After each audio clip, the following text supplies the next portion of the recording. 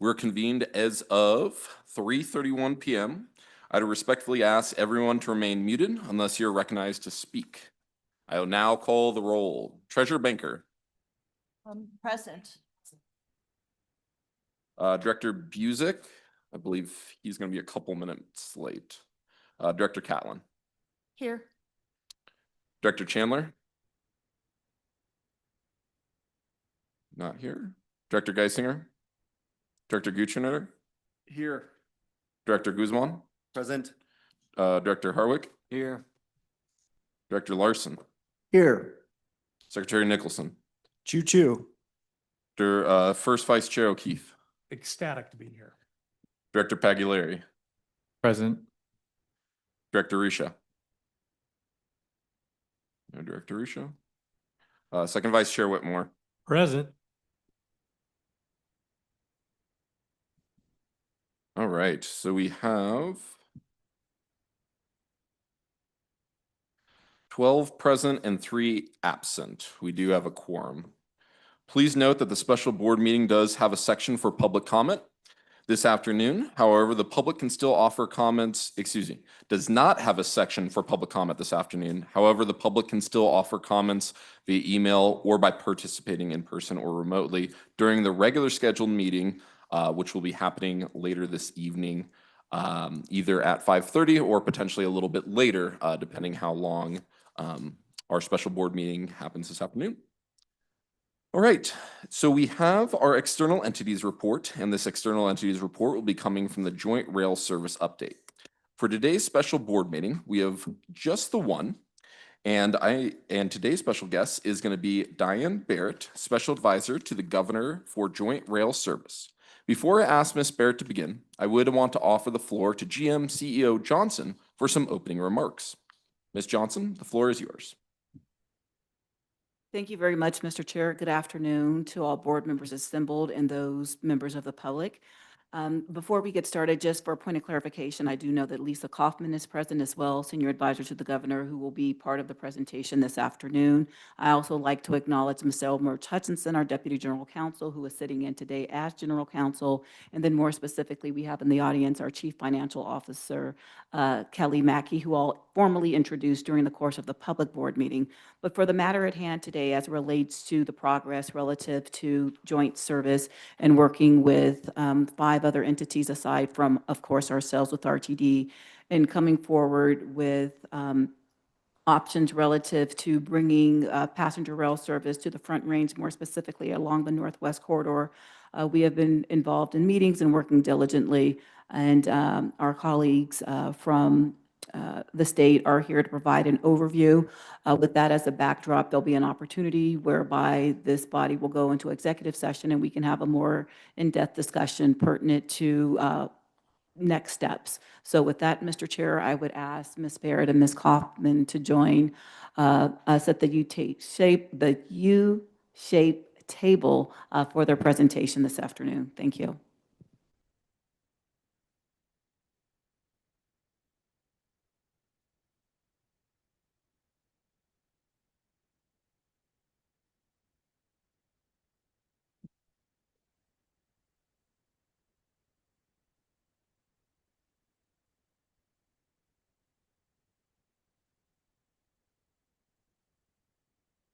All right, Ms. Barrett and Ms. Kaufman, thank you for joining us. The floor is yours. Thank you very much. Thank you, General Manager Johnson, for that introduction. This is my 4th appearance, I believe, with you folks. So I hope that you're not getting bored with us. Lisa's going to start us off, and we'll go through an overview of where we are and what we've been doing. And then we'll have a quick overview of the IGA, which you've all been looking at and thinking about for a while. And then that'll be it. And questions. Great. Thanks, Diane. So I'll get an overview on where we've been to date and what the overall timeline for the project is. So some background is SB 184 was signed into law May of 2024. And in this new law, it created a new congestion fee of $3 a day on daily rental cars, which is estimated to bring in a new $57 million in FY '26 before growing to over $110 million by 2050. And in that law, it directed RTD, Front Range Passenger Rail, and CDOT and to collaborate to deliver on starter service for intercity passenger rail from Denver to Fort Collins by January 2029. It allowed the entities to contemplate three different ways to govern this collaborative to deliver passenger rail through either an IGA or a new Colorado Rail Authority or an altogether new legal authority. And what the principals kind of rallied around early on was the concept of an IGA, given that all of the existing entities had the legal authority they needed to govern the service and enter into the service through an IGA. I would say that some previous board members from RTD during the process of this legislation were advocates for the new Colorado Rail Authority as a potential solution, and that idea still has some merit, but the legislation did not create an appropriation to do a proper study on that concept. So early on, that concept was really only given a cursory look, as it's a complicated endeavor that would have needed an appropriation to do a full analysis on that concept. So it's just worth noting, it's not that the principals decided that concept was without merit, it just was something that would have needed far more resources to really explore that as a viable governance option. Also in last year's legislative session, SB 230 passed, which is a new production fee on oil and gas extraction. This law is forecasted in its first full year to bring in around $110 million. The lion's share beneficiary will likely be RTD, as 70% of it is to go out to local transit agencies for increasing service and ridership. That is to go out formulaically, 70% of it. And then there is a 20% set aside for passenger rail that calls out prioritization for completion of the Northwest Rail and the N line. This is a project overview for the work around joint service. So as I just went through, May 2024, SB 184 and SB 230 was signed into law.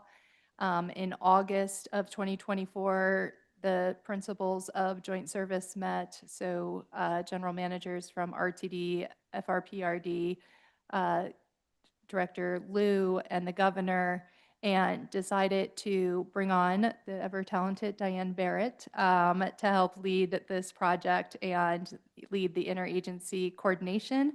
Part of the reason why the principals decided to bring on Diane is that one of the most successful collaboratives that the state of Colorado has seen was the renovation and revitalization of Union Station, which required a lot of coordination among many different public entities to come together to come up with a creative financing mechanism to get that done. And Diane led that project for then Mayor Hickenlooper as the first chief project officer. And so we were very blessed for her to come out of retirement to come lead this and do it again, because it is a Herculean effort to coordinate this many public entities with their own policies, bylaws, and enabling legislation. And so there really is truly no one better to do this work than Diane, which then led to the March 1st report that had an initial cost estimate in review of available revenue streams and review of governance models. And so we'll review a little bit of what the March 1st report said, but succinctly, it said that there is enough existing resources and that an IGA is the preferred governance model to deliver joint service. We have since spent the time since March 1st refining the study and looking at updating the cost estimates based off of the feedback from the March 1st report, based off of additional feedback from BNSF, and drafting the IGA and doing workshops like we are here today with the governing boards. So the drafting of the IGA has been led by Diane, but also the general counsels from RTD, FRPRD, and the Attorney General's office. And we have now done workshops, including today, with all of the governing boards. We expect that feedback from all of the workshops and the ongoing drafting will continue until about mid-June, in which we hope to be able to circulate a final draft in mid-June for board adoptions this summer in June and July. So this is a project timeline moving forward and kind of gets at the heart of what is the IGA about. But final steps, as I said, is to circulate a final draft of the IGA in June and then start operating under the governance of the IGA to speak with one voice in negotiations with BNSF, with the hope of getting an access agreement with BNSF and be able to then have a finance model based off of the actual cost, based off of the actual infrastructure list negotiated with BNSF. And that at that point, we would then be asking for boards to adopt financial plans based off of the actual negotiations with BNSF. And that would then kick off kind of the procurement for operator and executing of financing, any NEPAs that are needed, construction and safety testing with the commencement of service in January 2029. One thing I would say about this is I was just the state's chief negotiator for the Union Pacific Access Agreement for Mountain Rail, which was a good learning experience to understand how those documents answer a lot of the questions that I'm sure you all have on how is the infrastructure cost associated with this determined, what's the timeline, who does the work, how is it going to proceed. And so that access agreement is foundational to any project for passenger rail. And what we have heard loud and clear from BNSF is that the need for joint service is because right now, absent having an IGA that says we're going to deliver passenger rail on the northern sub collaboratively, there is multiple different public agencies that are planning passenger rail projects on the northern sub that they own from Denver Union Station to Fort Collins, and that if those projects were to proceed in a silo, that adds a level of complexity and conflict with freight operations that would have a cost estimate impact to all projects. So to put that more succinctly, if Front Range Passenger Rail were to price out their project right now, BNSF would assume the infrastructure needs for Northwest Rail in addition to Front Range Passenger Rail, which would balloon the cost for Front Range Passenger Rail as there are multiple passenger rail systems planned.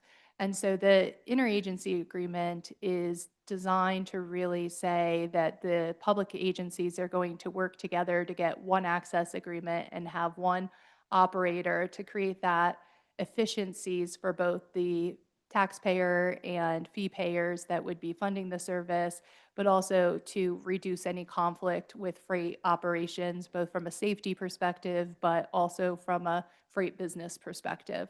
And so the goal of the IGA is to say, this is how we will work together. Here's the core principles of the collaborative, and be able to go speak with one voice in those negotiations with BNSF so that we can get the most cost-efficient passenger rail system on the Northern Front Range.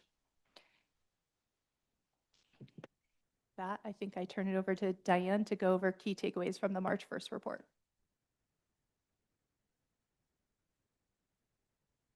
Thank you, Lisa. From the March 1st report, by the time of the March 1st report, we had learned that there are enough existing resources from the congestion impact fee and the production fee in SB 184 and SB 230 and RTD's sales tax to cover the cost of 3 daily round trips. Remember that we were asked to look at 3 and 5 round trips. Any appropriation made by any of the parties, i.e. the agencies, is subject to policy and budget decisions of the governing boards. Something for you all specifically to keep in mind. General Manager Johnson will be coming to you for your prior approval before any action is taken. 3 daily round trips is estimated to cost $83 million in the first year of operations. $32 million of that is O&M, plus $51 million in debt service.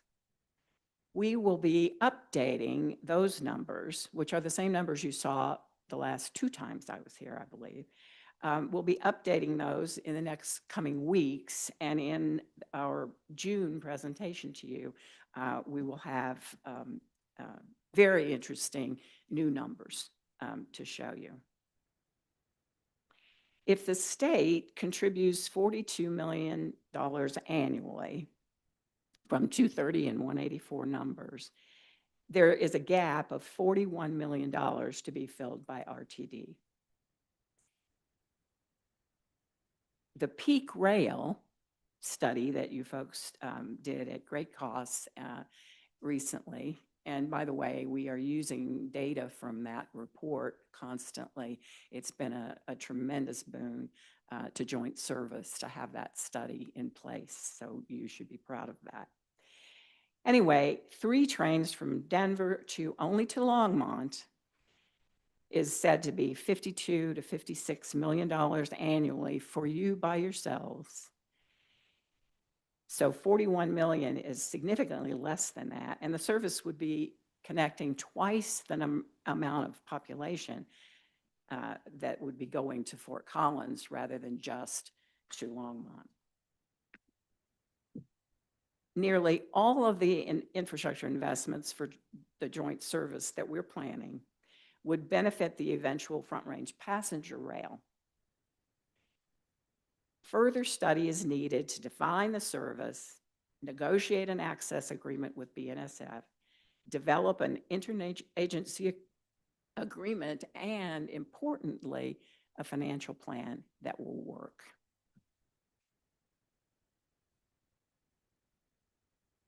Why did we decide to do an intergovernmental agreement? The remaining choice, you heard from Lisa earlier, was really establishing a new entity, a new public entity. That's what we did in Denver Union Station, and we did it there for various reasons. It was kind of a first shot out of the box, and we did it. Ms. Catlin sat on our original board. So we did feel that after the fact, probably could have done it with an IGA. It was a big complication, but we decided in this instance that the agencies were familiar enough with each other that we could probably do this with an intergovernmental agreement. Less expense, less time, and we think that we will have a binding agreement that can be to everybody's benefit.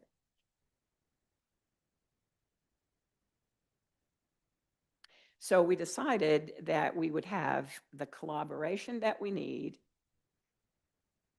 and be able to establish a governance process.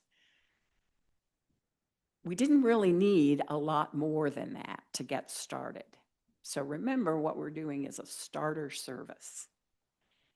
So the IGA creates a Joint Service Executive Oversight Committee, JSEOC, that acts on behalf of the group. And remember that the group is the executives of each of the agencies. So the group is General Manager Johnson. It's hard not to say Deborah, sorry. And our president, Bouquet.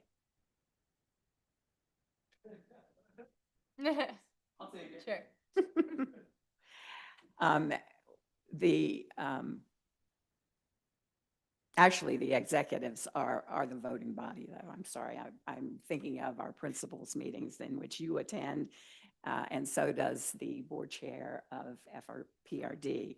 But the voting members of the JSEOC are General Manager Johnson,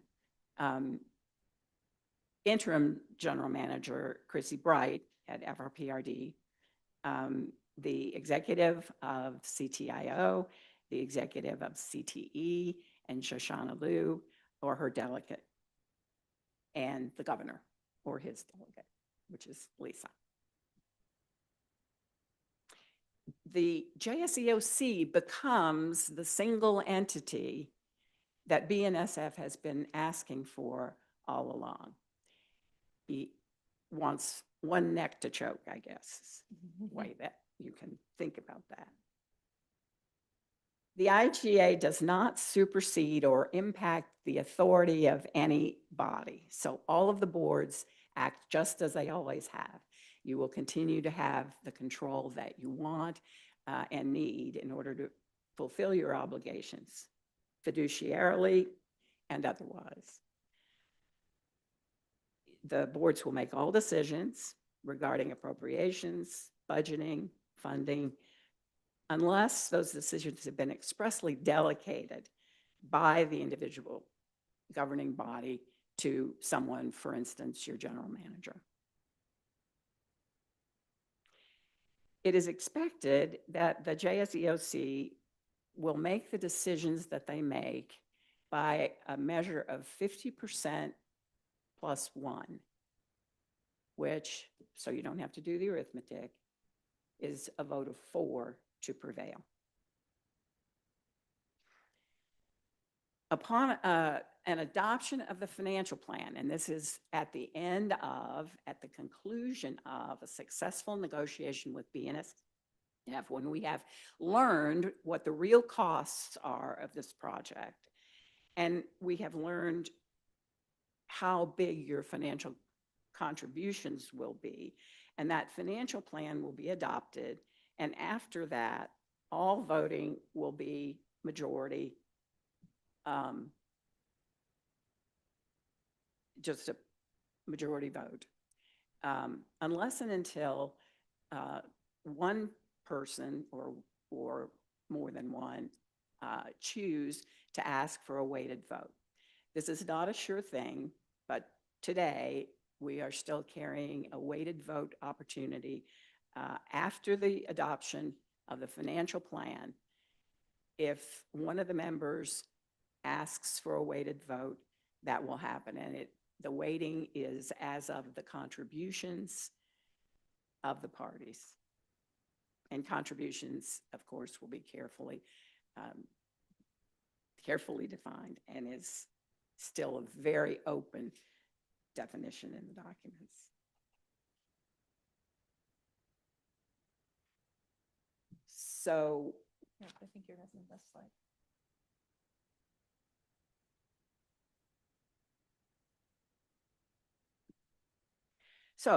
sorry, thank you, Lisa.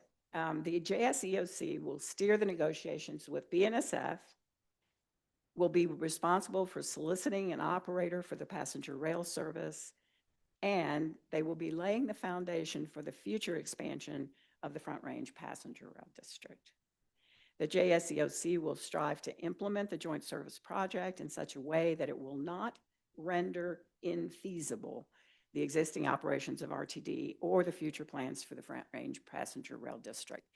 That sounds very legal and a little bit hard to operate with. So we're looking at that language and trying hard to come up with a language that will assure that the Front Range Passenger Rail is not impeded in the future by what we're doing with our project, with the small starter project that we're working on today.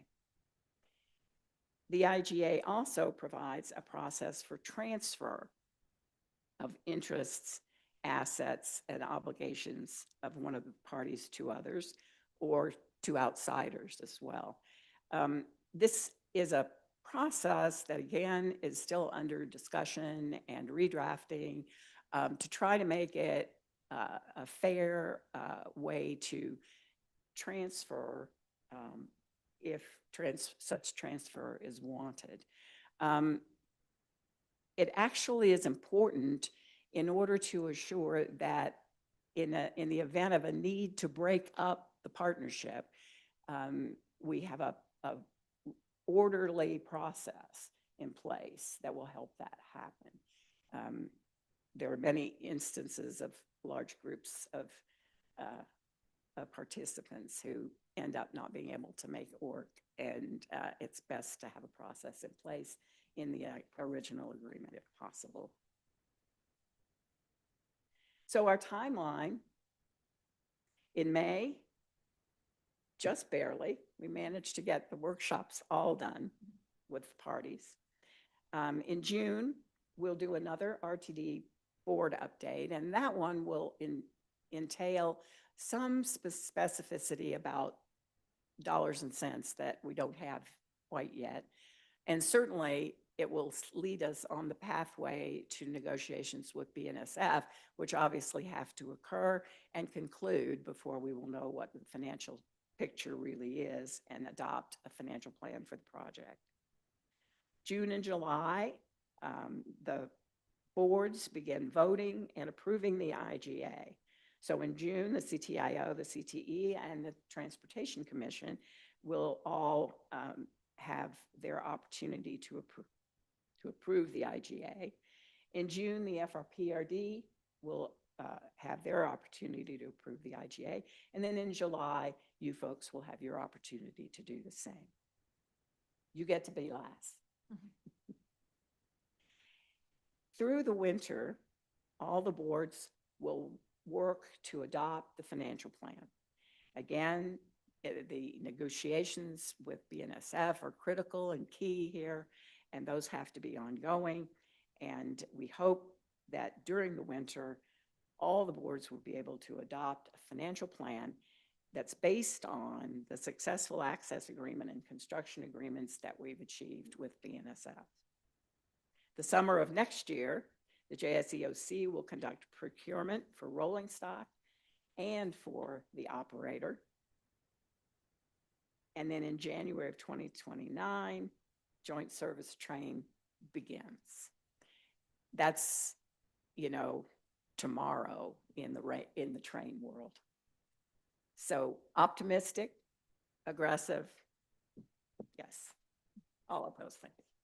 Just real quick as a correction, Ms. Barrett, it says winter of 2026 on there. I believe it is winter of 2025, all boards to adopt financial plan. Yes, Could expand the year 26 in January. Okay, thank you. but hopefully before that. Mhm. Thank you, Chairman Bouquet. So in the June board update, what will I do? Just another boring turnout, but we'll have sent out the finalized IGA draft on all board workshops. The new cost estimate by H&TB will be presented. It's very interesting. We have looked in all the couch covers and we have found many pennies. So we're going to be showing you some new numbers. There'll be a new financial scenario based on those new cost estimates. And this time we'll include fare box collections because we will have ridership scenarios by that time for you, which I'm sure will be very interesting to all of you. The ridership model is completed and we'll be able to present it to you. And then we'll have an operations report that will provide analyses financially and operationally to date. So I believe that that's it for our report, and we'd be pleased to take your questions. Excellent. Well, thank you both for coming in and joining us again. We greatly appreciate it and greatly appreciate your guys' time. So now I'm going to leave it up to the board if they have any questions for the two of you. So are there any directors who have questions? Treasurer Banker. Well, first of all, thank you for coming again. You've been doing yeoman's work here and providing leadership on this project, which is extremely valuable and appreciated. I do have a couple of questions. Actually, I've got many. I'll keep it short, though. When you talk about a weighted vote for this joint operating agreement, could you give me an example? How would that work? Do you want me to? Or do you want to? Well, Lisa will chip in afterwards. A weighted vote would give more weight to a vote by a party that has contributed more than another party. So the definition of contributions is being heavily debated among the council, guided by their principles, of course. And there are lots of different ideas about how to do that. For instance, we had in one draft the specifics of the peak rail study as having been an expenditure that RTD would get credited with because it was a huge amount of money, I think $8 million or something like that, as you all know better than I do. And the BNSF study. So wanting to make sure that that was included in contributions, it was suggested, I think, from your council. And we were talking about it behind the scenes, and we said, well, you know, we don't want everybody putting in every example of every time they've spent money and so forth. And so we'll just say by example, we won't say by example, we'll just say, here's the definition of what a contribution is. It became clear to us that we specifically wanted to delineate the peak study because A, it was unique among other studies and expenditures that people have made. But we still don't want to enumerate every single expenditure, but we're going to put that one in specifically because it was large and it was important throughout our studies and will continue to be. So contributions is a financial contribution that, again, will the definition will be further refined as we talk more. Mr. Chair, if I could continue, then how would you, something to think about, you don't have to answer it right now, but there very well may be one-time contributions that are made as well as annual contributions that are made. So however that is calculated, hopefully that is taken into consideration. Well, the amounts, Right. total and integral would be heavily a part of the amount itself is a very important part of the analysis. Okay, and then one more question then, if you don't mind, Mr. Chair. Yeah, Treasurer. A total contribution, Director Banker, a total contribution would be, even if you were paying it over time, the total contribution would be what you would be.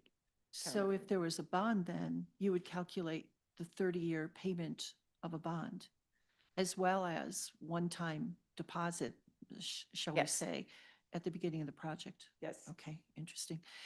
You had mentioned that you're talking between 3 and 5 trips a day. How are you, where are we in the potential of 5 trips?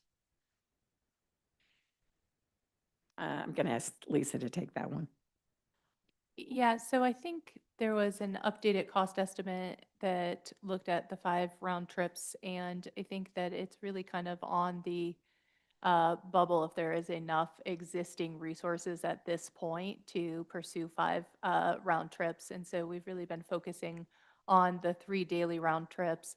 It's also been, you know, an active dialogue with BNSF, and they certainly would prefer that any interagency agreement be prioritizing starting off at 2 to 3 round trips with the, expectation that you would increase frequency as new resources became available and as the service was successful in operating on their line with the existing infrastructure dictated in the access agreement.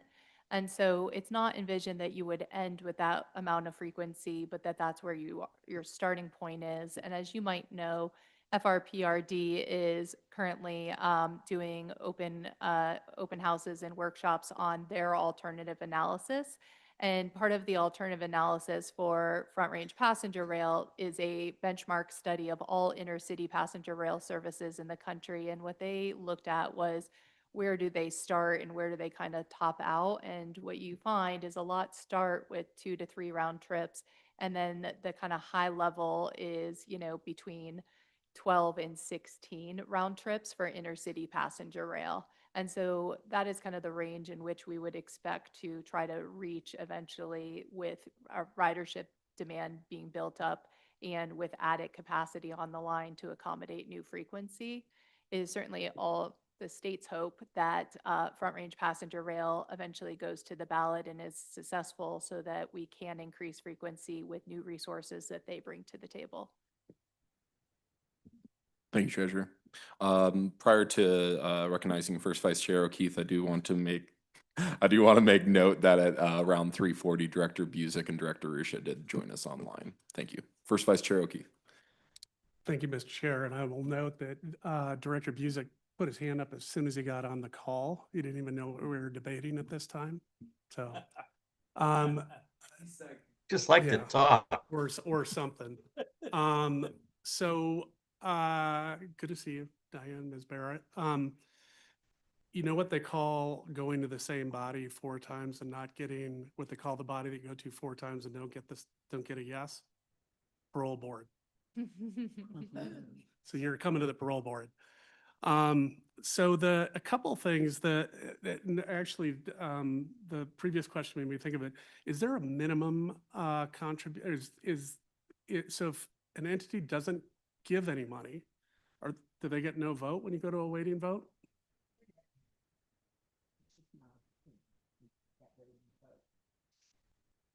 Okay. Yeah. I'm not generally quiet, so. So could you repeat that real quick Yeah, I to don't the know. mic? Explain how that For would the, work. for the recording, yes. Ex- or no. Explain how Um, that would work. I'm sorry? How would that work? So if you're prorating out based on contribution, but there are entities that don't give anything, do they get a minimum, like 10% vote? Or what's the idea on the weighting? And it will matter more in construction than. Right. So, I mean, I'm particularly interested in if we're going to weighting it correctly. Well, and that's why we're struggling with the language of Yeah. both the definition of Okay. of contributions and with how the actual weighted works. So there is no thought of taking away a vote. So each of the 6 has a vote. And for most actions that will be taken, everybody's vote will be the same.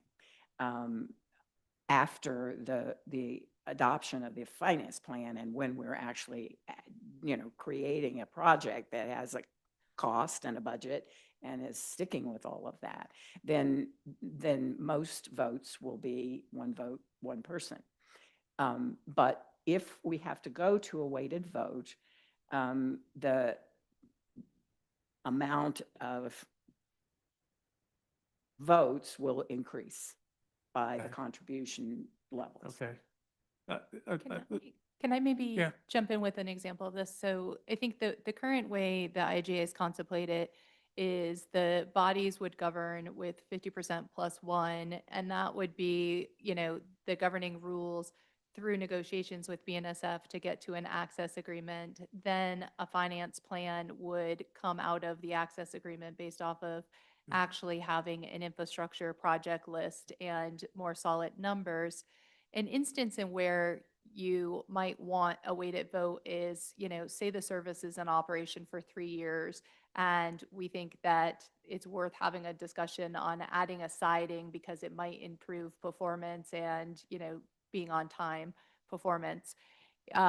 You would presume that the entities would then vote through 50% plus one, but somebody could ask for a weighted vote on that decision based off of contributions. It's designed to give an added layer of protection for the entities that are contributing large amounts.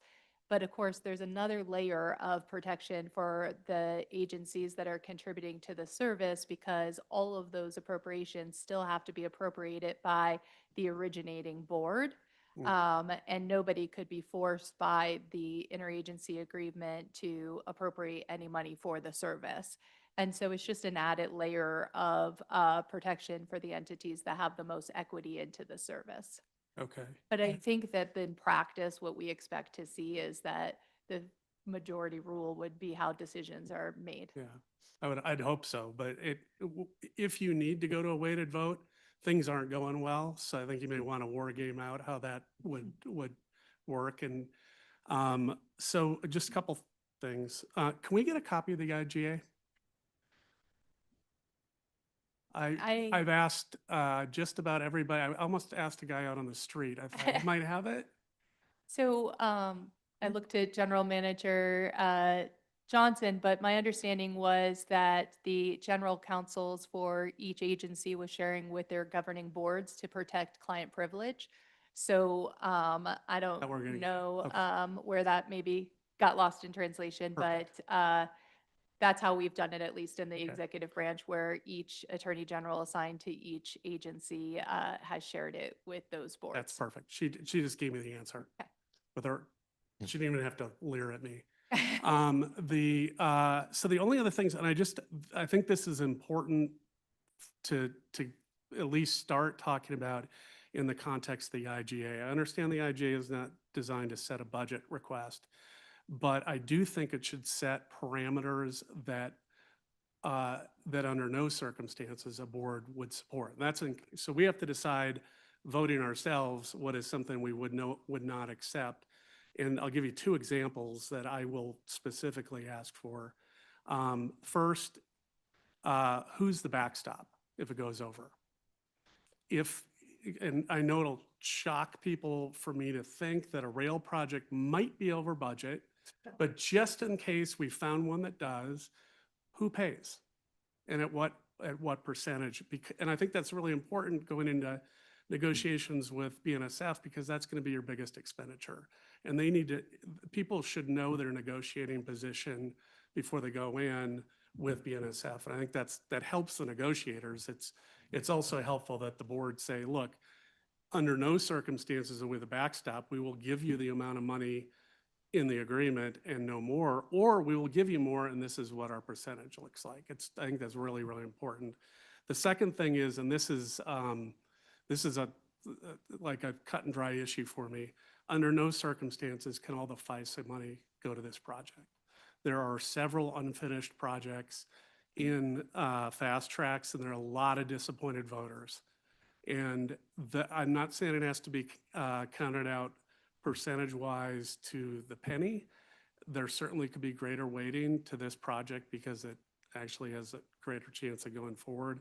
But under no circumstances would I vote for anything that takes the vast preponderance of the FISA money because I probably wouldn't make it back across the Douglas County line alive.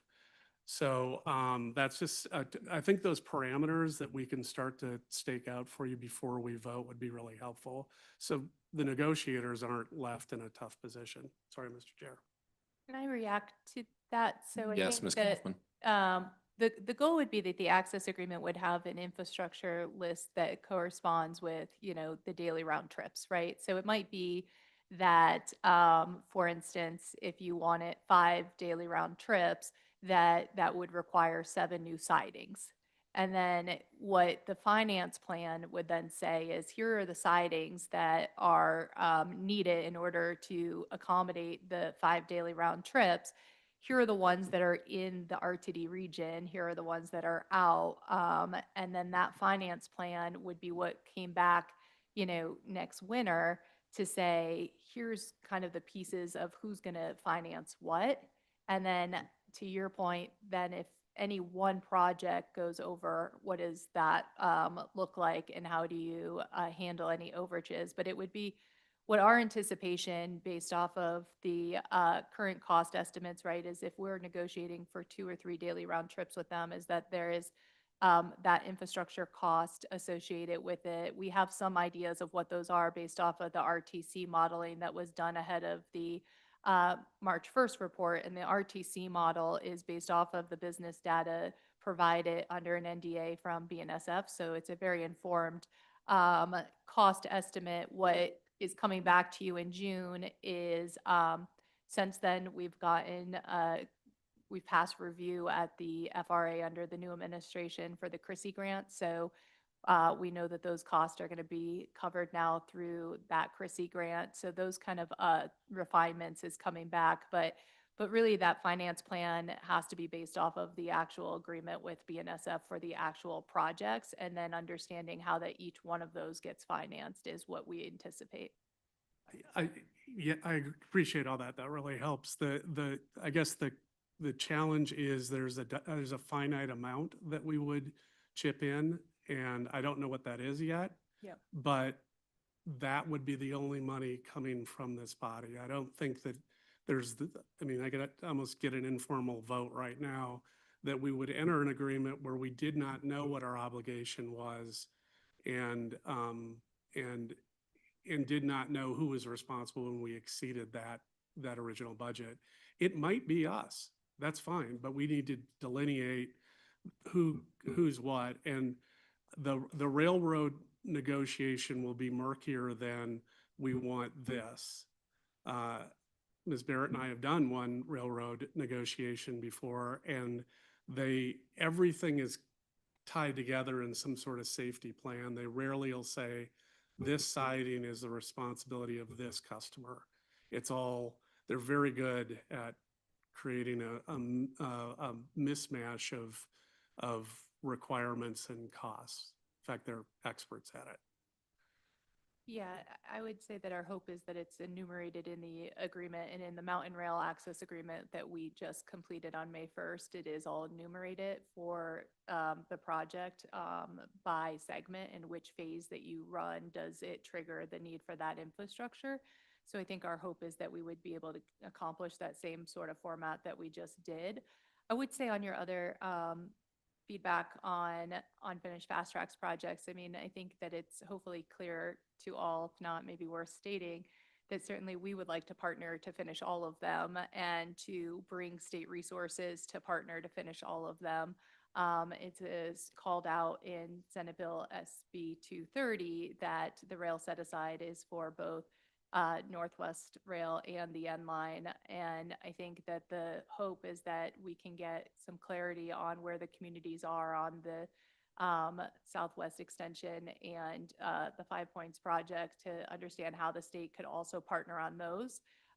So it's probably worth me stating that on the mic, is that the state wants to partner to finish all unfinished fast tracks projects as we see this out there as a threat to voter confidence for us to get to where we want to go on our climate goals. Thank you, First Vice Chair Keith. Director Busick. Thank you very much. And again, thank you to Ms. Kaufman and Ms. Barrett for once again coming and giving us an update. I've got one question and 2 comments. And the question has to do with SB 230 and that set aside, that 20% set aside for Northwest Rail and the N line. And I just don't remember, does the legislation determine the proportion that those lines share that 20% or not? Anybody can answer that might know. It does not. It just calls out prioritizing that 20% set aside for those 2 projects.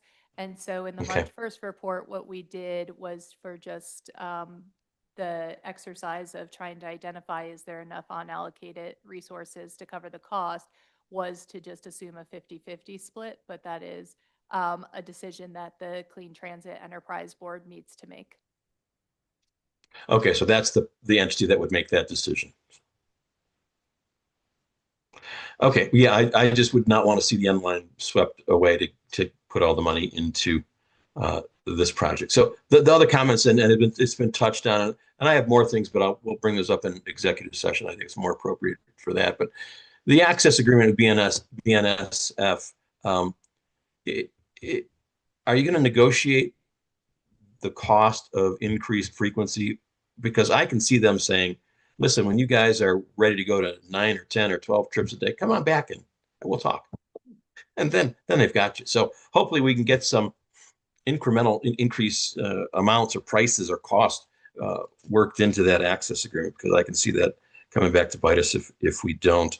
And last but not least, I mentioned all along, we did that peak service rail study, and the per rider subsidy number scary. So hopefully now I've heard allusion to basically doubling the population that this line can serve, and hopefully with that we'll bring that number down. And I'm still hoping to see an update on ridership projections on this whole line and what that does to the per rider subsidy. And that's all I have for now, but I'm looking forward to it. I said it once, I said it again. This is the only way we're getting rail up there, and I hope we do it. So thanks a lot. Thank you. Thank you, Director. One thing I would just react to of the overall cost per rider, and this is an unfortunate fact for this line, but the single biggest infrastructure cost for this line is to add positive train control from Westminster to Fort Collins. And this is a basic safety system that you would hope was on an existing freight line that is moving, all sorts of petrochemicals and hazardous on freight through our northern suburbs today. But it's not mandated for them to move those freight products today. It's only mandated when you add passenger rail onto the line. And so when you look at the cost, a lot of it is driven by the need for positive train control, which is a significant improvement to safety for those communities that I would love to see today, but it's regulated at the federal level. We can't regulate it at the state level. It is a big part of the CRISI grant is extending positive train control up to Broomfield, and it's a service, I think, to safety to all of us to invest in getting positive train control on this line for freight operations, which is why we were able to successfully partner with BNSF to get that CRISI grant. And the way that worked was we took the engineering work and the study done through the Peak Rail study, and we were able to utilize that engineering work in order to put in a CRISI grant that was, close to shovel ready. So it was a great return on your investment for Peak Rail that we were able to secure over $90 million investment. That is a safety feature that is needed today, whether or not we ever put a passenger on it. So it's a little bit of a misnomer when you look at the cost that we're kind of bearing the full cost of needing a basic safety feature that we should all want to have on there today for freight operations. Thank you. Director Catlin. Thank you. I have a lot of questions. I met 5 years ago along with our engineering staff down in Fort Worth with the BNSF. And at that time, and to Director O'Keefe's point, with the railroads, it's a moving target. And have they reviewed these costs independently? That's question number one. So they've seen our presentation. They haven't done a verification process, but they also agree directionally with where we've been on our cost.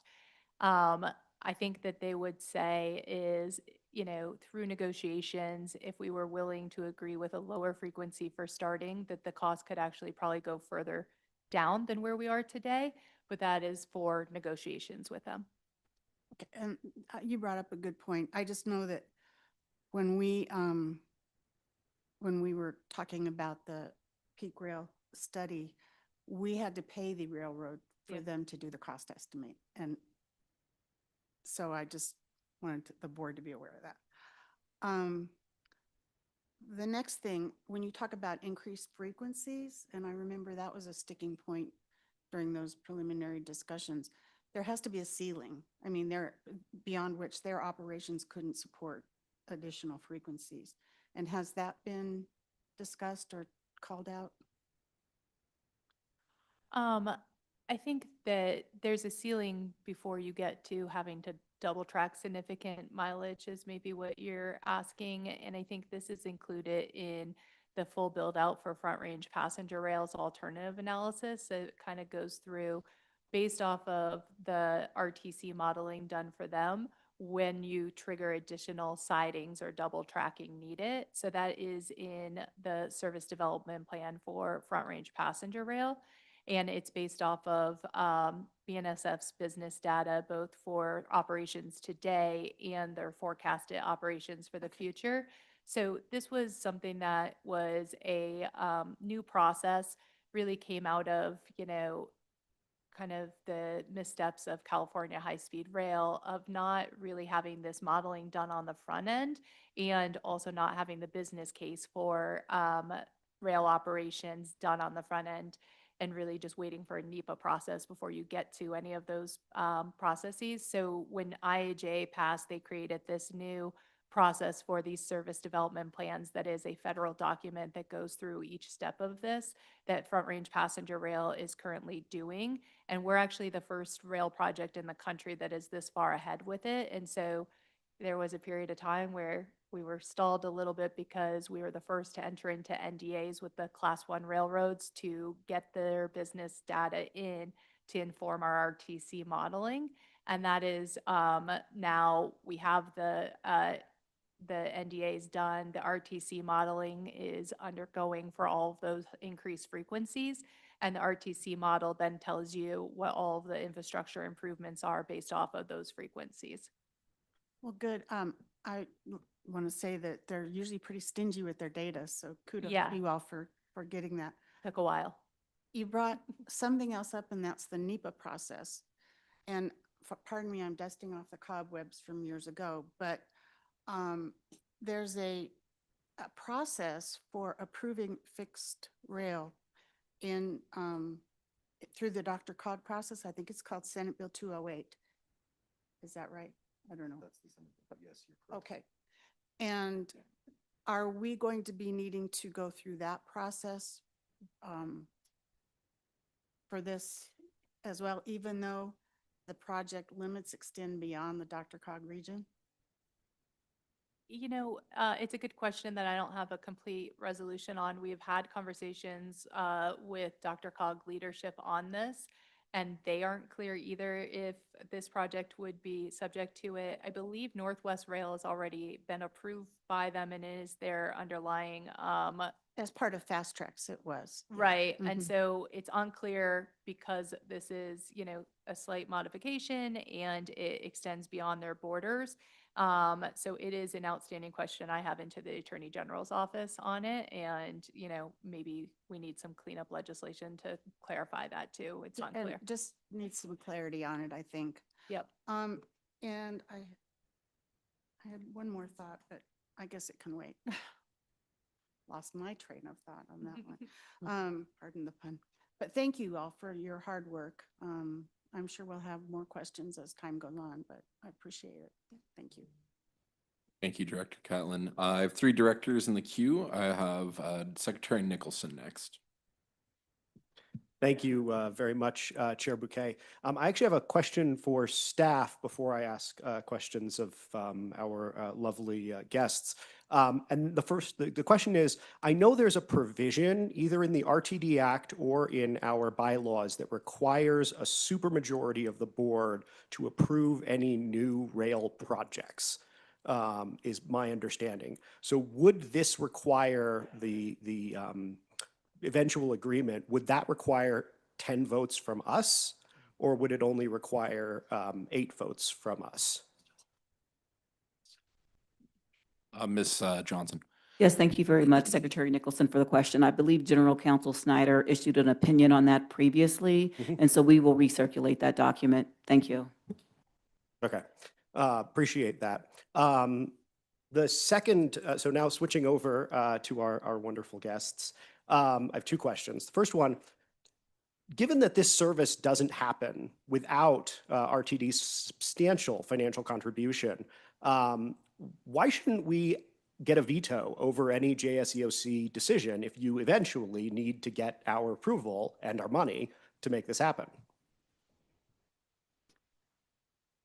Well, I think you essentially do because it still has to originate from you appropriating monies or entering into any contract that RTD would enter into. What the joint executive committee would do would be kind of the day-to-day manager of the negotiations with BNSF or any day-to-day management of a selected operator.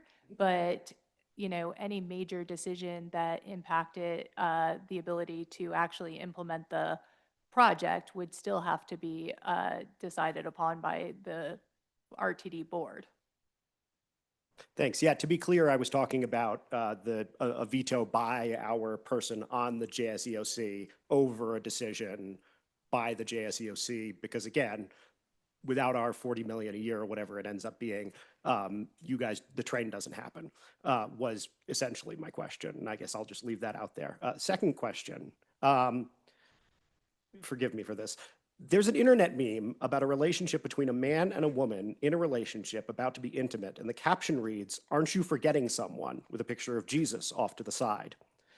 I mention this because reading over the timeline, there's a lot of mentions of RTD and CTIO and the governor, but it seems like there's no time built in after the finalization of the financial plan to go to the public and ask the voters and talk to the voters and present to the voters about what we're doing, what it costs, and why we should do it in the first place. So my question to you is basically, why shouldn't we bake in time to do a real roadshow of this project? Why shouldn't the governor go to places and present on this train that he wants? Why shouldn't we go and present on these things before we take a massive history-defining vote on this item and allocate hundreds of millions of dollars of the public's money? It seems like you don't want that to happen, or you would have put time for it in the schedule, and I'm curious whether I'm reading that correctly. Thanks. Yeah, I would say that throughout this whole process, we are doing significant public engagement. I know I personally do, a lot of presentations to a lot of different community members. So presenting to city councils along the corridor, the general public. So there is inherently baked into the project a lot of community engagement. It's just not enumerated in these slides. These slides were more of an overview of what the project is.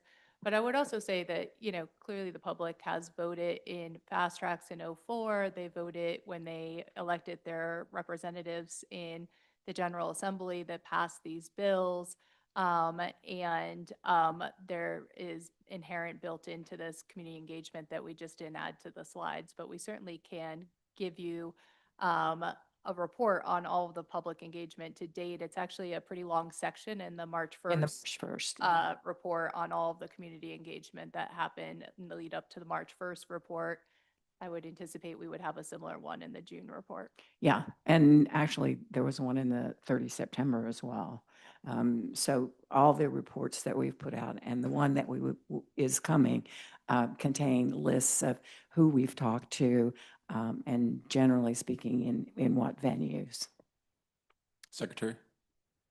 Just very quickly, I mean, I'm a pretty engaged guy in Denver, in central Denver. Have you guys done any presentations, public presentations in my district? Have you done any kind of, when we've done big changes, when we've talked about BRT, we do big roadhouse presentations, we bring the public in, it's in the news, it's on our website. I read the post practically every day. Most of my friends do. I go on Reddit on a regular basis, answer questions there. I haven't seen you guys on there. I haven't seen literally any big public events about this project explaining it to people. I've seen one article about, hey, this is coming. The train's coming sooner than you expected it would.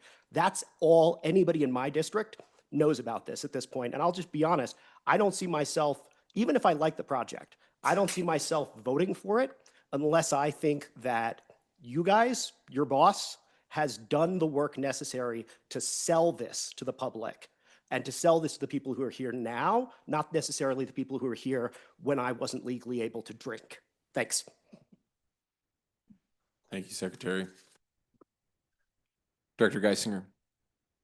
Thank you, and thank you both for all your work and all the team. I agree with Director Busick. This is the way to get this service done and this starter service. I have a couple questions. You mentioned that 42 million would be coming from the state. How does that come? Is the 230 money come out of CTE? And how much is that? And does CTIO then put in, I mean, is that a total of several different contributions from those different groups? Yeah, that is a total of several different contributions. And so I think it would be a mixture of CTIO investing in the construction projects that they would invest in, finance, and probably oversee the execution of. Same thing for CTE.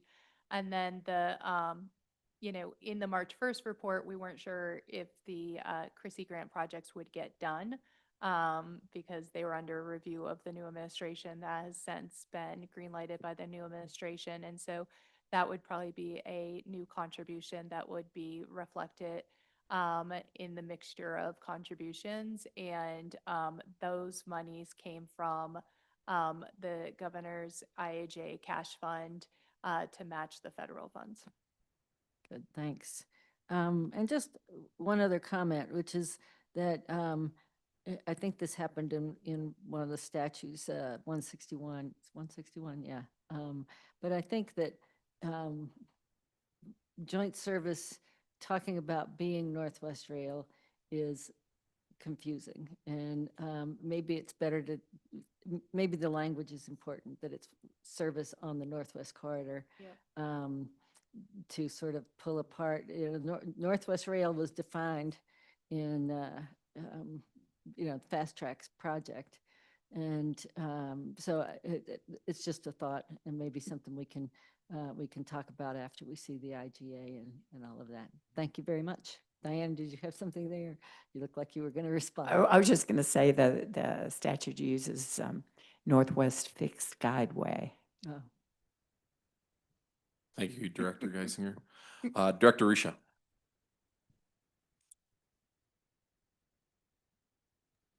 Thank you, Mr. Chair.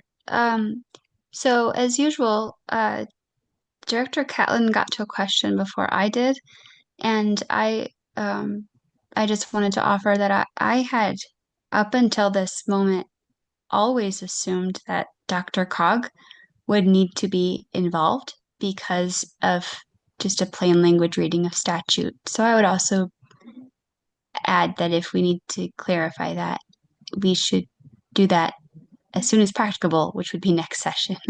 But I also, I feel like I owe you and my colleagues that just honesty that my district, Fast Tracks is not something I hear about in my district, nor is this project.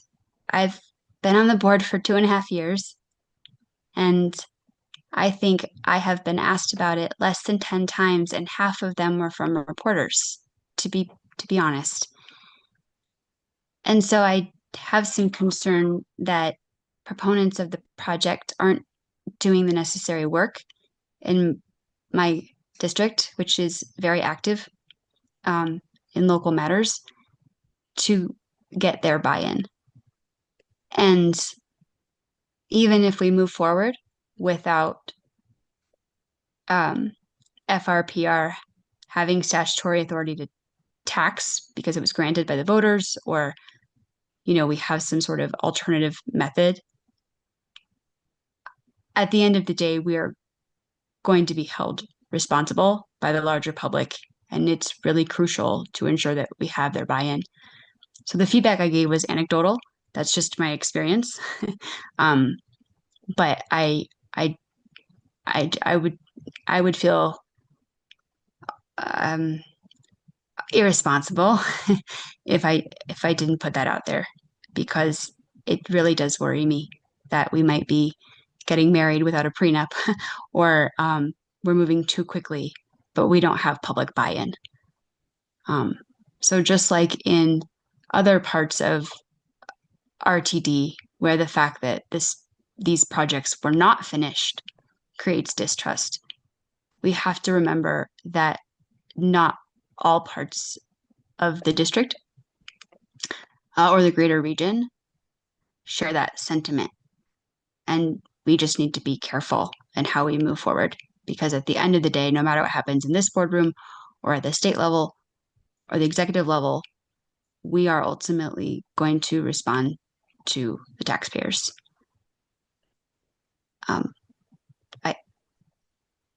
I would like to see this project and all rail projects get built out. I don't like cars and I don't like concrete jungles. I have concerns about the fiscal aspect that I think First Vice Chair O'Keefe summed up much more eloquently than I could. But I would like to think it's possible. So I'm looking for a reason to say yes, and I just need a little bit more to get there. And that's a bit painful to say in a public meeting with my colleagues. But at this juncture, it doesn't do any of us any good if we are not forthright in where we are. So thank you for letting me speak, and that concludes my comments. Thank you, Director Risha. I have Director Guzman next. Thank you, Mr. Chair. I have to second First Vice Chair O'Keefe. There's absolutely no way I would vote for this if we're going to just completely empty out what everybody perceives to be the big piggy bank, the FISA account. That 190 million is not just for rail, as has been purported and reported and re-reported incorrectly. There were caveats with that money for how it was to be used in conjunction with the fast tracks plans. And I think that we need to go back to the legislation and look at that. Also, the FISA account was created after the 0.04% sales and use tax was collected, and there are additional monies that are in there that are also not directly linked to that legislation. And so untangling that could be a big mess, but also we need to be responsible with it, as is our fiduciary duty. It does support services along the Northwest Corridor, not just the fixed rail, but also other bus services and connections that were part of the anticipated cost of moving people around. And it supports the maintenance and the transit asset management along that rail. And so one thing that I have not heard come out of these conversations that is going to be, it's going to keep me on the no side until I understand it in terms of an IGA, is how we are going to plan the transit asset management piece of this. How are we going to do maintenance and repair work? Because the cost of a shiny new thing is one thing, but maintaining it to continue good usage and safety for the public is a completely different matter.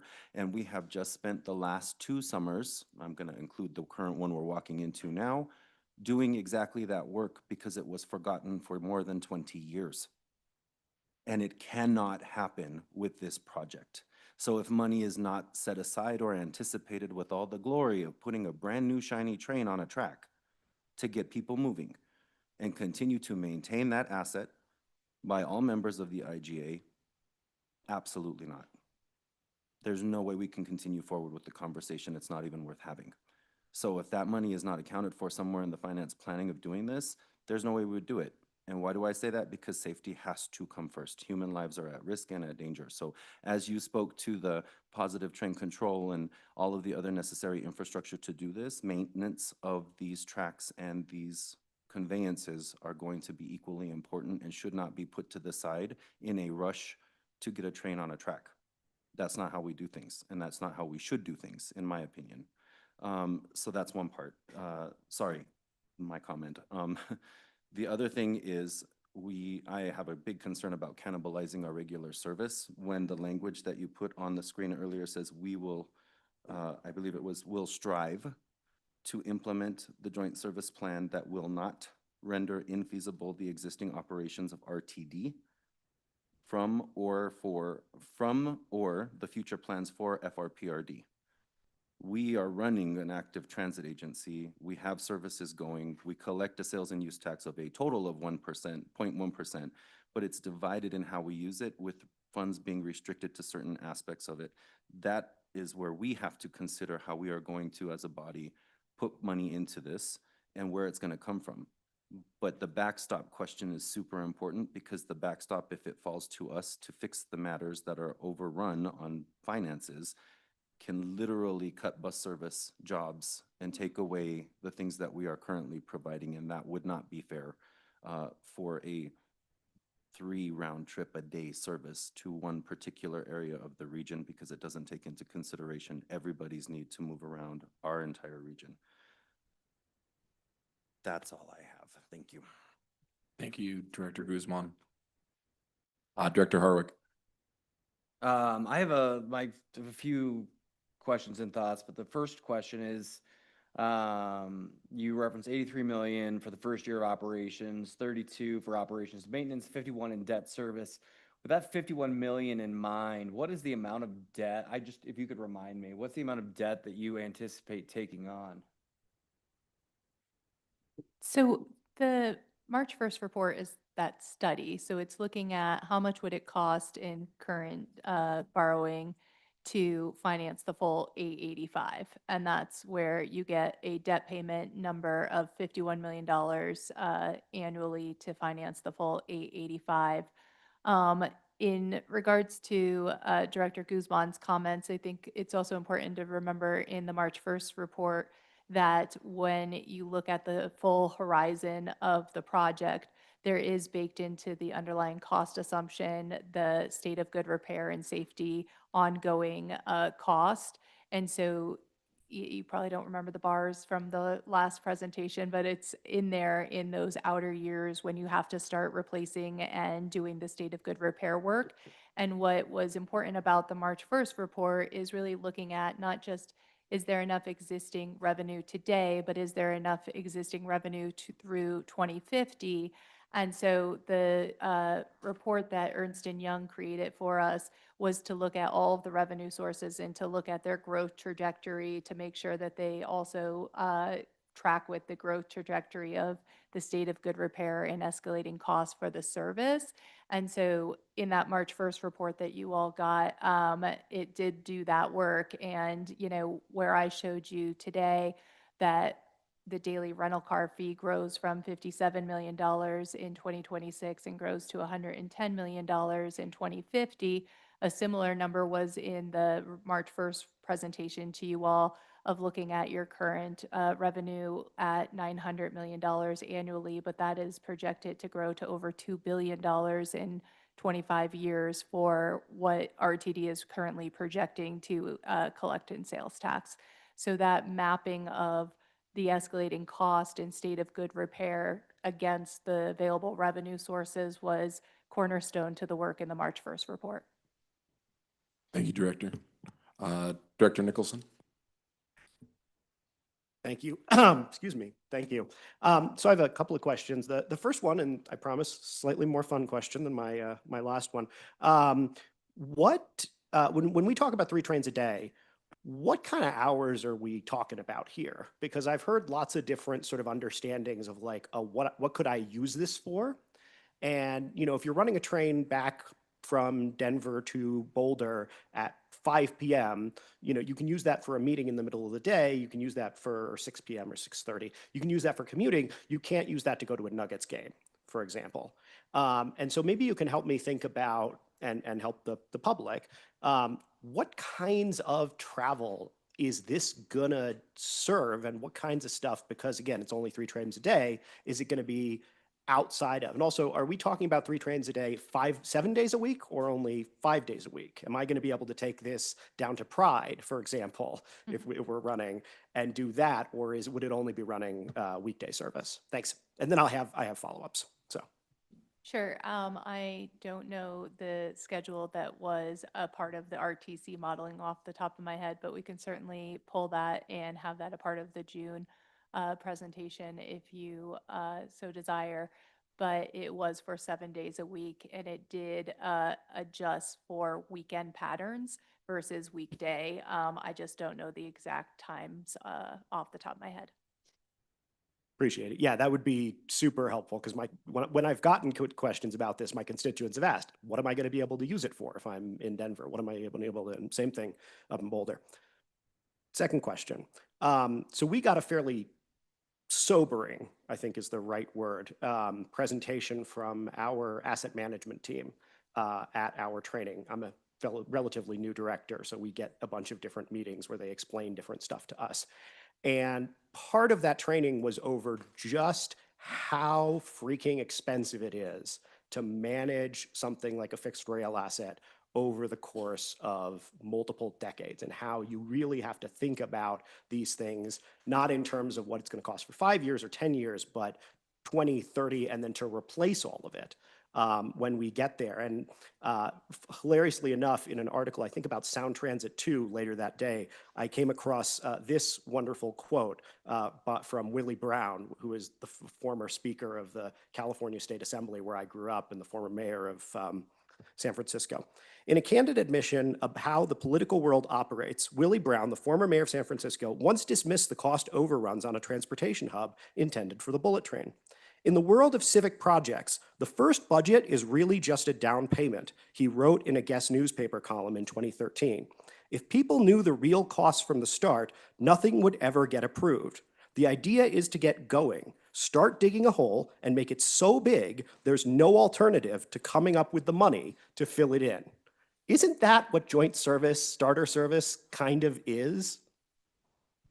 Thank you. I'm asking that as a question. I mean, no, because we have a cost estimate through 2050 that was showed to you in the first presentation and mapped the revenue sources to the projected cost. So I certainly wouldn't characterize it that way. I'll just ask one quick follow-up, if that's okay. Given the significant routine cost overruns, as Director O'Keefe alluded to, that, for example, high-speed rail in California has undergone, where the project has turned out to be billions more expensive than it initially cost, given that we see this in public projects everywhere, what makes you confident, as someone who has worked on these things and been in government for a long time, what makes you confident that you're right this time when so often other people get this wrong?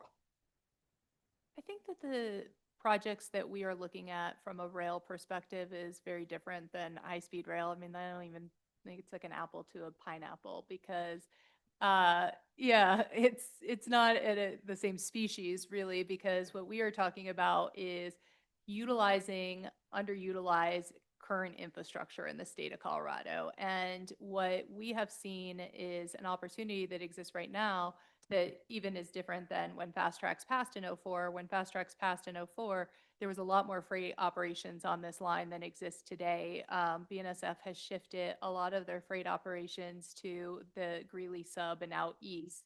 And that has created this opportunity to utilize an existing infrastructure asset for a new purpose. As where in '04 it was more in conflict with their freight operations than it is today. Same thing with Mountain Rail. We have an opportunity to use an existing asset that is underutilized because of the coal plant closures, and Craig and Hayden has created this capacity on the line. The line's in good shape. It's active today, still moving coal, but it's about to be inactive for half of the segment when those coal plants close in '29.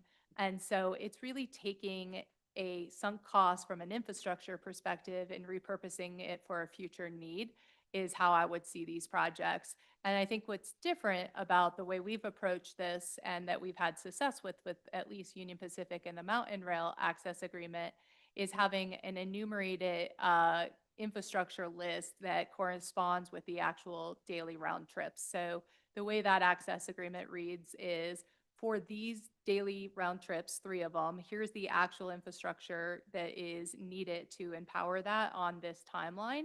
And certainly if that infrastructure list is priced out 20 years from now, the escalation cost is going to be different, but we have plans to do those infrastructure projects this calendar year. So we believe our cost estimates are good. I don't think anything is ever bulletproof. But I think that the benefit to the state of Colorado that we would get from these projects of taking cars off the road and driving better land use decisions where we have housing infill to get to a smart growth strategy for the state of Colorado is worthy of the cause. And I think we have paved a much different way than what California has done. And certainly I think we are all students of having watched what California has done and paved a different way forward in Colorado that has as much certainty around it as you possibly can for a big public infrastructure project. Thank you. I'm going to go to Director Pagliari. I saw his hand, and I'll come back to you, Secretary. Thank you, Chair, and thank you, guests, for your presentation. Appreciate it. I think I just want to start out by saying the Front Range needs rail, needs passenger rail service. We have a growing population, people moving here and bringing their cars. We have increased poor air quality. There's a lot of reasons why we need rail. And there's so many reasons that in 2003, the people said we need rail and they asked for it. And time again, people have asked for it over and over again. And the legislator, even this year, said, once again, we need rail. RTD, you have to build the rail that you promised to build back when the voters said you had to build rail. So I'd like to keep to our commitment towards at least doing what we can to finish fast tracks. Because we need rail, but I do have a few concerns, and I think I'll just highlight one concern and a question first, and then a concern. I guess they're tied together, but 3 round trips per day is starter service. It's useful transit for some, but not as many as 10 round trips or 12. I'd really like to see the movement towards double tracking so we can get those higher frequencies and make this a really useful transit service for the people along the Front Range and in the Front Range district. But with what we're building and what we're committing, what this IGA, first of all, is just allowing something to go forward so we can get more information. We're not committing any funds yet. So I do hope you support the IGA. But in the IGA, I would like to see some type of assurance that we can continue on the path towards those 10, 12 round trips per day or double tracking. And if it's possible, the legislator has already given FRPRD a revenue for collecting revenue.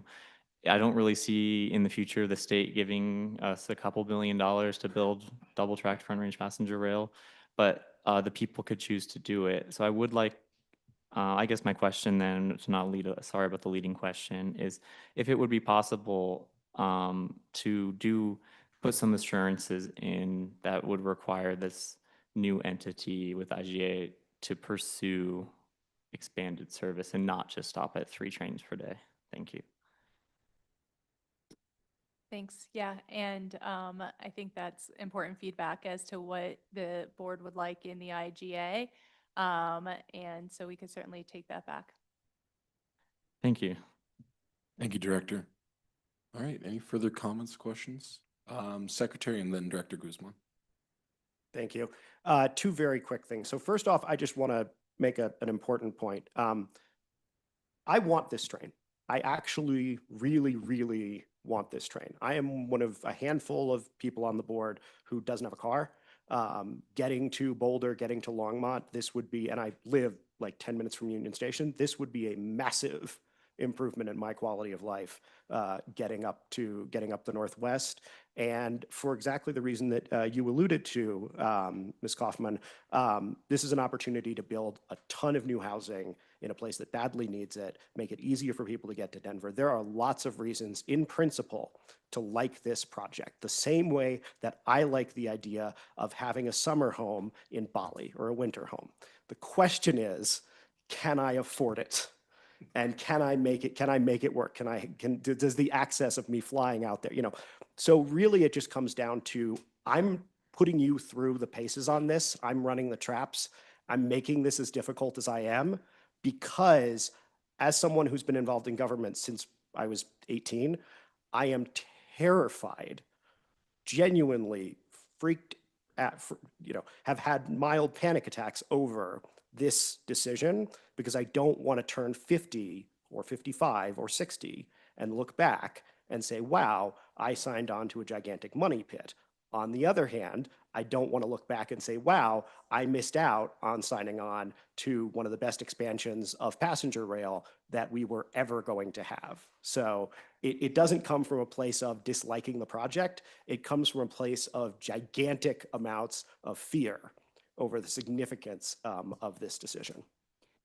Yeah, I appreciate that. I think it's really well founded, given the history of this project and the way we've grown as a metro area and the needs that we have in a metro area for more transit and rail, and the constraints that we have around revenue as a state and how we can gain new revenue as a state. So I think all of that thoughtful approach is warranted, which is partly why, you know, the step that we are contemplating now is, can we all agree on how we would make joint decisions to then go negotiate with BNSF, come back to the governing boards with the result of that and say, is this ROI worth it? And that would come after a successful negotiation that would enumerate the infrastructures that has to correspond with the access agreement for daily round trips. And at that juncture, I think you would have a big decision to be made, and we would have a lot more information on, we have verified the infrastructure list with BNSF, we have, you know, the engineers price that out, and then we have a financial model on how it would work, right? So, you know, does it make sense for CTIO, who has bonding capacity, to finance all of PTC?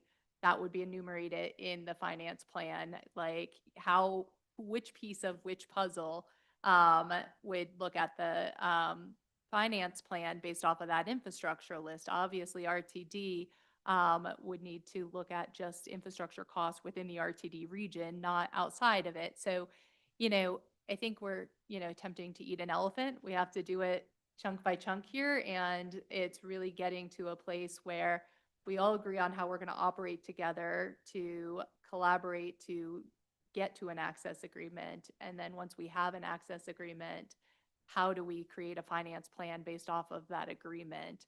And then you all will have a big decision to be made on the ROI of that investment. We just can't get there without having those negotiations first. Thank you. Based on the sake of time, I'm going to have Treasurer Banker and then Director Guzman as our final two. Okay, thank you.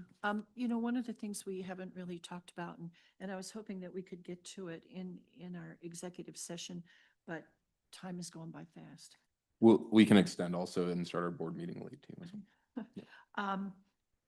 I've been trying to meet with as many of our board directors as possible, and I'm hoping to meet with everybody. I've been working, I think you all know, I've been working on these numbers for a long time. But last year, the state legislature gave us 2 new revenue sources. So when we're talking about, oh my, this project looks, first of all, the cost estimates we're getting right now are very reasonable, much less than what they were even a couple of years ago. But we now have some new revenue sources out there. And actually, I was hoping Lisa wasn't going to hear me do some of this, but if you go in and you take a look at the 2 new bills that were passed last year and the different pots of money that they put the money in, we have, or the state has, $174 million a year of new money that we need to ask for and write a grant for.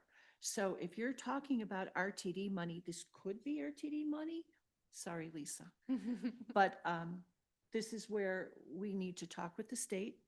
We need to do some negotiation. And when we're talking about how it's going to hurt our budget, this is all new. This is all new money. $174 million the state legislature gave us last year for transit. Now, is it all RTD? No, probably not. A good chunk of it could be. A big chunk of it could be. And this is where I was hoping as a board that we could talk about this, because again, we can debate FISA, and we will, and we should. And there's a lot of things that we can talk about with FISA. But there's so much new money on the table. There's so much opportunity, and we've got some great partners here to make it happen.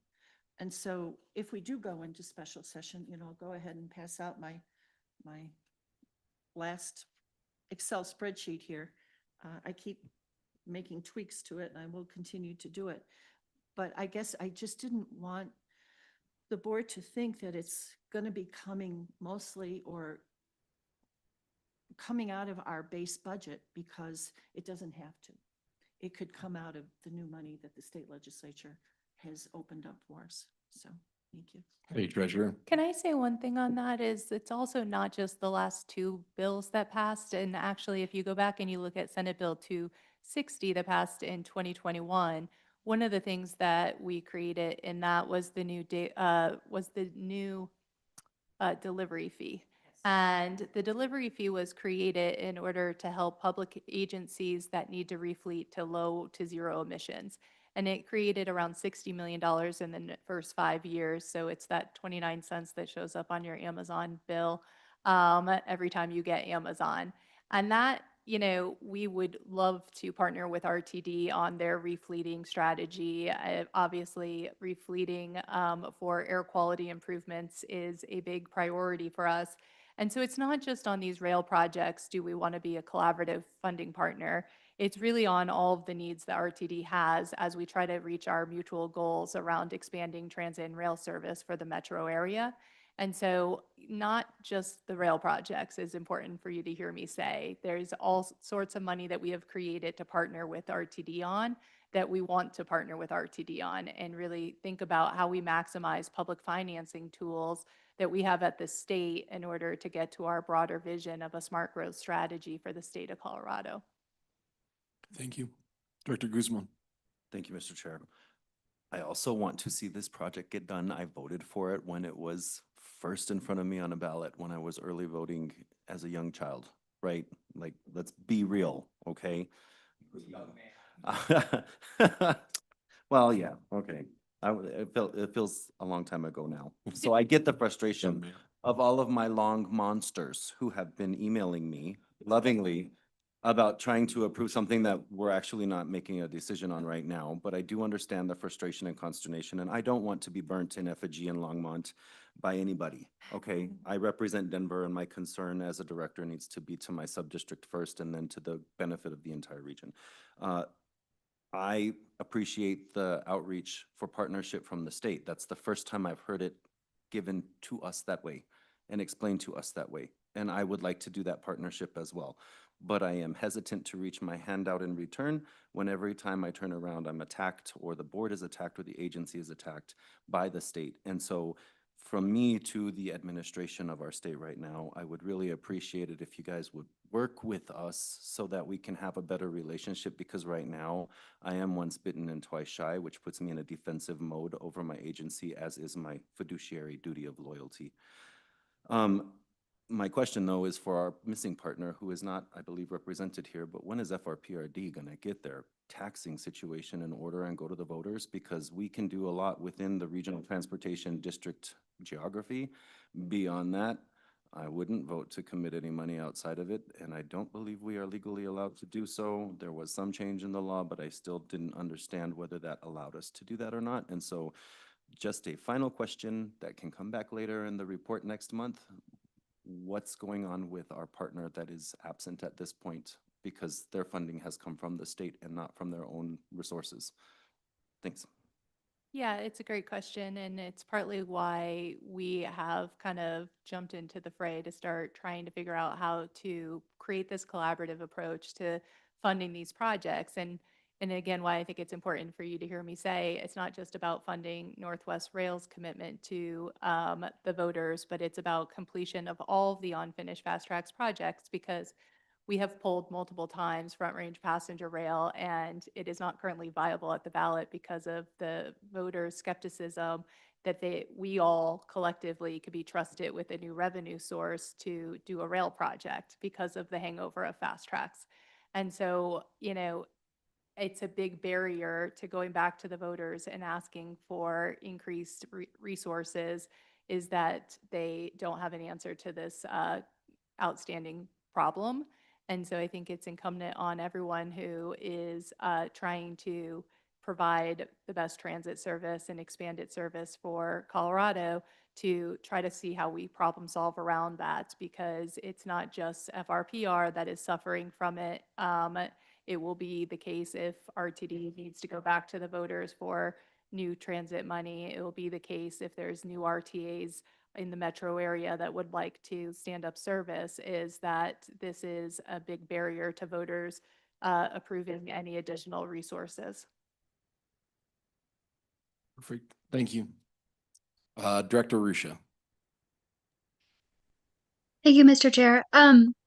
My ears perked up when I heard polling, and I have not seen the polling that was just referenced, and so I was wondering if that's something that's available or could be shared. I think that would be helpful for the board. Thank you. Thank you. Sure, I'm happy to share the slide deck that I did to Colorado Rails meeting a couple weekends ago that has some of those pertinent slides in it. Excellent. Well, Ms. Barrett, Ms. Kaufman, do want to greatly appreciate you for your time. Thank you, directors, for comments and questions. We're looking forward to our June report, and hopefully the feedback and questions that were presented this evening will be helpful going forward. So I wanted to thank you both. Thank you.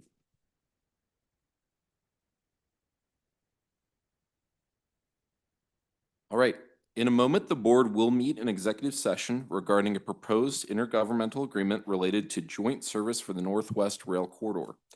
I'd like to amend the motion to move into executive session to state that the special board meeting will be deemed adjourned after it adjourns into the executive session. For public transparency, this means that once the board moves into executive session, the main meeting will be adjourned for anyone who might be in the room or remote. The regular scheduled board meeting will occur after this meeting, with the anticipated start time of, I'm going to say 6:30. It might be a little bit longer, but anticipated start time of 6:30. So please note that we'll be back then. I'll now entertain a motion to move into executive session to discuss the following. Pursuant to 24-6-402-4E for determining positions relative to matter that may be subject to negotiations, developing strategy for negotiations and instructing negotiators, and 24-6-402-4B for legal advice regarding proposed intergovernmental agreement and joint service for the Northwest Rail Corridor. Do I have a mover? So moved. Nicholson, do I have a second? Second. I'm going to go with Director Pagliari. Thank you. All right. For all those who are expected to attend, would you please stay seated? Yes. Oh, excuse me. Are there any no votes? Seeing none, that'll pass 14-0 and 1 absent.